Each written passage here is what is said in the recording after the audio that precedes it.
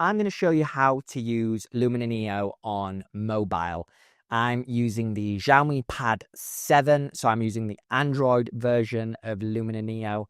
I've got an image loaded up, and I'm going to take you through each step of the process, how you can edit an image from the beginning till the end and get it out there and published. So I've got an image here that I shot in my home city of Leeds. Now, one thing I like is at the top, you've got some metadata. So I shot this ISO 200, 35mm, which is 51mm equivalent on my Fujifilm X-T3. I shot f10 and a shutter speed of 1/200th of a second. So we've got a very clear image here, and I've specifically picked this one because I think we've got a nice variant of darks and highlights. We've got trees in there, we've got architecture, the sky and water, and it's going to be the best way to show you what you can get out of Luminar Neo in your editing flow. Now, first things first, just look at the design. As you can see here, it doesn't necessarily look like your traditional photo editing software where you'll usually just see standard sliders. Luminar Neo's gone for its own design language, which at first you may be like, what's going on here? But as you'll see, it's all very self-explanatory, and I actually think it makes photo editing a little bit more enjoyable. If you're like me and you kind of find the process a little bit tedious, or dare I say boring, what Luminar Neo's done here is gamify it, and what you won't be able to tell whilst I'm editing, but there's haptic feedback as well. So when you're moving a slider, you can feel it, you can hear the noises, you get all the little tingles, and that just gives you a more pleasurable experience. Here we are, we have this image. Now we'll start in the right hand menu, which is where most of the editing tools and functionality exist. You've got the enhance tool, which essentially it's just automated editing. The more you move the slider, the more it gives you. It gives you more contrast, more light, more saturation. So I will show you for showing you sake, but we're actually not going to be using this as a final way of editing. So if I just move that across, as you can see, we get more detail in the trees, we get more saturation, and it just, I'll move it back down, flat image, move it up, and you've got more power, more punch to that frame as much as you wish to add. Now, of course, you can just use this if you're just someone who doesn't want to do long form editing. You just want to make a quick edit. You're proud of the image and you want to get it out there and sharing it with your friends and followers. Absolutely no problem with that. But for those of you who are more methodical, let's get into it. So in the light panel, this is where you'll get your exposure, your highlights, your shadows, your whites, your darks. Now, as far as the exposure goes, I'm more than happy with it. I do want to lift the shadows up a bit, as you can see at the bottom end of the frame where the water and especially the trees are. We've not got much detail. I will say I shot this frame in RAW. It does support RAW files, so that's a good thing. You don't have to shoot in JPEG to use a mobile app. You can shoot in RAW, keep that detail, and get more out of your final edit. So let me just lift those shadows up a little bit, not too high,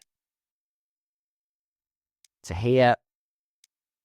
Now, just to compensate that, I will just slightly reduce the highlights.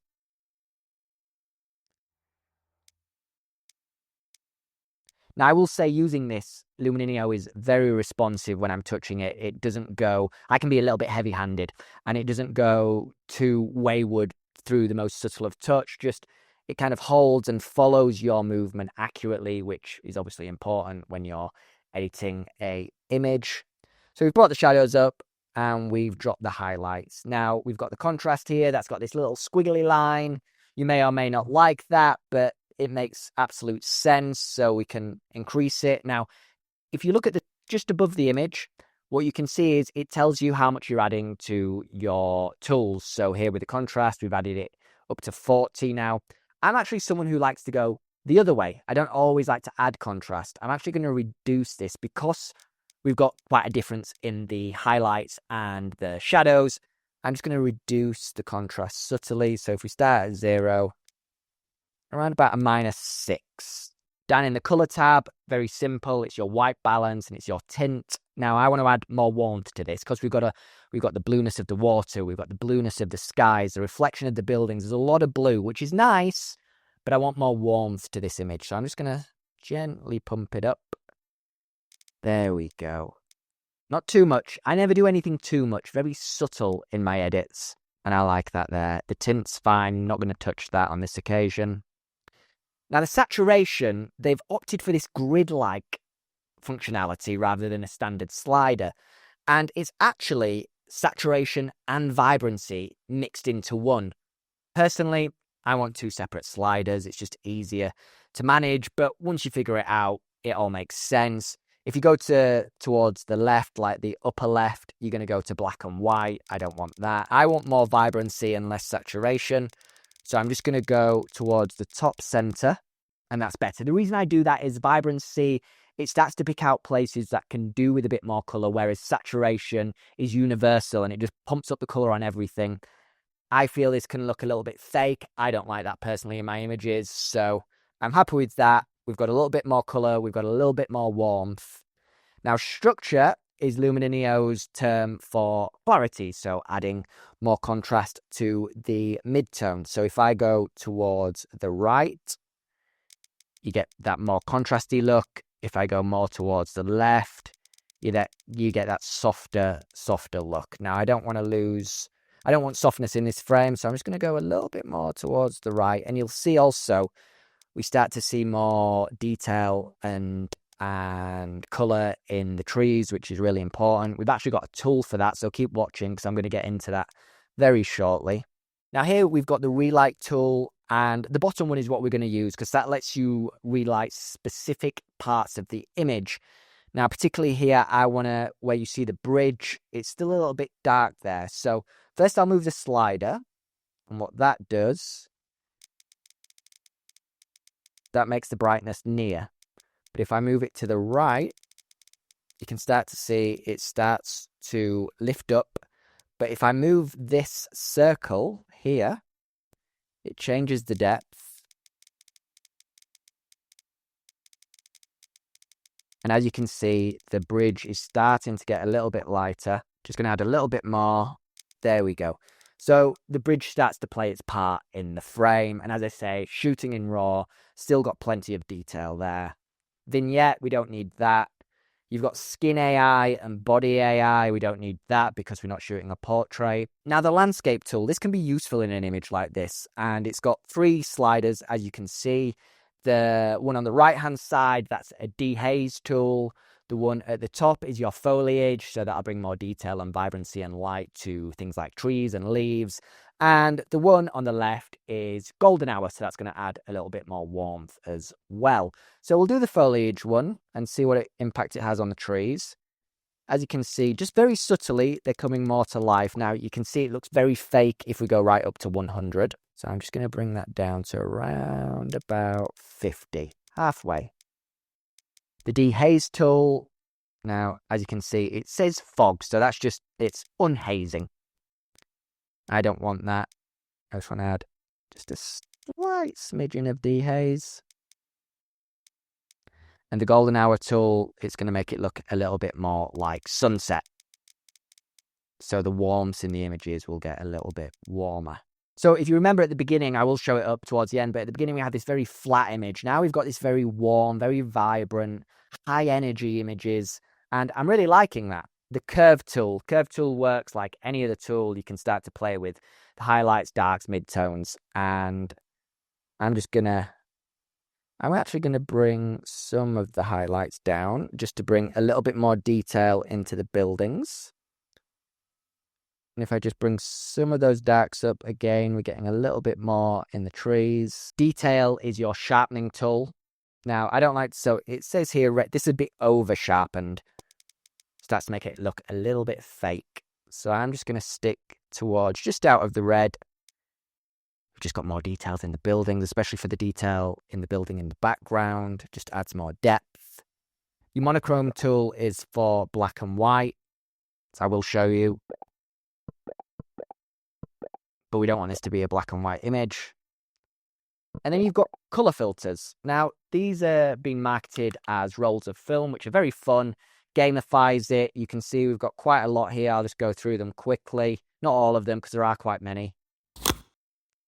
And it just can add more tin, more color toning to your image. And because there's not actually a manual color toning tool, which I would like to see, you can use this just to add more color tones to your frame. I'm actually going to go with Mexico because I'm in Mexico.